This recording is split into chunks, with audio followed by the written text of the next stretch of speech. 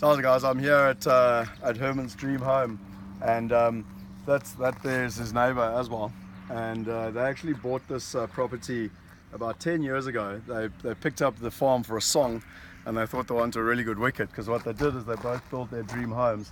You probably can't see from the camera there, but that actually looks straight through to Plet. So we're right up on top of the hill here, beautiful views through to Plet. Unfortunately though, about 6 years ago Herman lost his job, and unfortunately his neighbour over there actually was the town planner, and he also lost his job due to political reasons, because the DA thought that he was part of the ANC vis-a-vis. So the challenge that we've got here is we've got two houses where people were living very comfortably and they're gone. And on top of that, so Herman is very kindly, his family, his wife and his it's just his wife, his kids are away from here, but his wife and them they've got accommodation. Someone's given them the holiday house till the end of November, and then on top of that they've been offered more accommodation till the middle of December. The problem is after that they've got nowhere to go.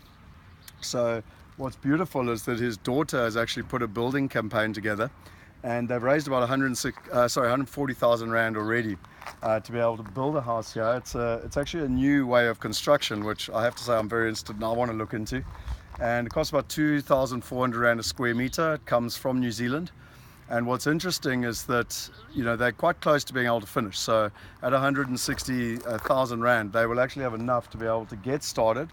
They've got a builder in town that will do it literally at cost, so they're literally for labor, and there's an electrician and water that is going to be donated for free, and a decking gentleman that is going to donate that for free. So the good news is that if we pull the trigger, they can have their home by Christmas, and I presume enjoy these magical sunsets, you know, by the time we have Christmas. His neighbor over there, I'm not sure, but unfortunately doesn't have the same in terms of the, you know, the fund, etc.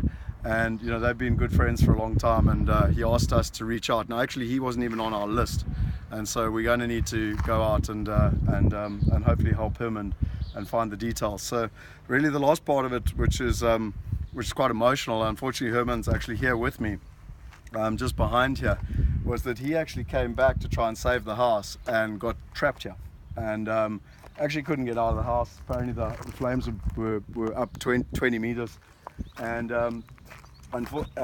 literally came back to get the cat, and he found the cat here, and he was hugging the cat and saying it wasn't such a good day for both of them.